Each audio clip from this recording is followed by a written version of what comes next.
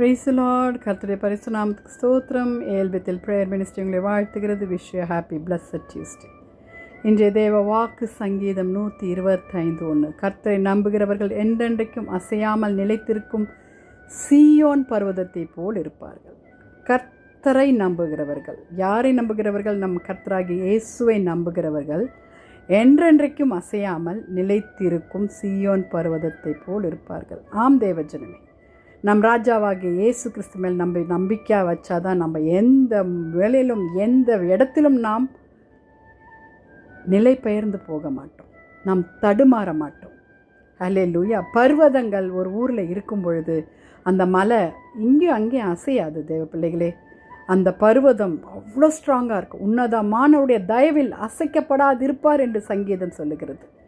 அல்லேலூயா. வாலிப பிள்ளைகளே, உங்களுடைய கண்கள் பர்வதமாகிய கிறிஸ்துவை நோக்கி இருக்கட்டும். நம்மளுடைய வாழ்க்கையில் எத்தனையோ விதமான இன்னல்கள், தள்ளப்பட்ட சூழ்நிலைகள், நிந்திக்கப்பட்ட சூழ்நிலைகள், வேலை இல்லாத சூழ்நிலைகள், வெறுப்புகள், அல்லேலூயா. ஆனாலும் கர்த்தரை நம்புகிறவர்கள் என்றென்றைக்கும் அசையாமல் நிலைத்திருப்பார். The righteous man will never be uprooted. அல்லேலூயா. நீதிமான் என்றும் அசைக்கப்படுவதில்லை, துன்மார்க்கர் பூமியிலே வசிப்பதும் இல்லை. வாலிப பிள்ளைகளே, நீங்கள் நீதிமான்களாய், நல்லது செய்கிறவர்களாய், கர்த்தருக்கு பிரியமான வாழ்க்கை செய்கிறவர்களாய், கர்த்தர் மேலே நம்பிக்கையாக இருக்கிறவர்களாய் இருக்கிறீங்களா? ஆம் தேவஜனமே, அவர் தேவன் முன்பாக என்றென்றைக்கும் நிலைத்திருப்பார். தயவும் உண்மையும் அவரை காக்கும். ஆம் வாலிப பிள்ளைகளே, அவர் நம்மை காக்கிற தேவன். அவரை நான் நம்பும் பொழுது நாம் என்றும் நிலைத்திருப்போம். நிலைத்திருக்கும் சீயோன் பர்வதத்தை போல அசையாமல் நங்கூரமாய்.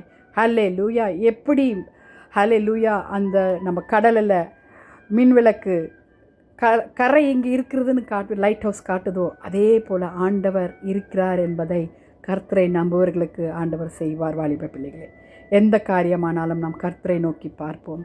மனுஷர்கிட்ட நம்ம கேட்கக்கூடாது. மனுஷர்கள் என்ன வேணால் பேசுவாங்க, ஆனால் கர்த்தரை நாம் அசையாதபடி அவர் நம் நடுவில் இருக்கிறார். வாலிப பிள்ளைகளே, நம்ம ஜெபிக்கலாமா? ஏசப்பா கிட்ட கேட்கலாம், அப்பா நீங்கள் தான் எங்கள் சகாயம், தேவன் அதன் நடுவில் இருக்கிறார் என்று சொன்னது போல துதிகளின் மத்தியில் வாசமாக இருக்கிற எங்கள் பரலோக தேவனே, ஆமாண்டவரே, உம்மை நம்புகிறவர்கள் நாங்கள் என்றைக்கும் அசைக்கப்படுவதில்லை. எதுவும் எங்களை அசைக்காதப்பா. எங்களுடைய அப்பா மற்றவருடைய வார்த்தைகளோ, மற்றவருடைய செயல்களோ, எங்களை தள்ளப்பட்ட நிலைமைகளோ, எங்களை ஒதுக்கப்பட்ட நிலைமைகளோ எதுவுமே எங்களை அசைக்காதபடி நீங்கள் எங்கள் நங்கூரமாய், எங்கள் கண்மலையாய், நாங்கள் நம்புகிற தேவனாக இருக்கிறீர். அதற்காக ஸ்தோத்திரம். எங்கள் வாலிப பிள்ளைகளை ரட்சித்துக் கொள்ளுங்கள், தேசத்தை பாதுகாத்து கொள்ளுங்கள். துதிகன மகிமை உமக்கே செலுத்துக. மீட்பரே சிம்மல் ஜெபங்களும் பிதாவே, ஆமேன்.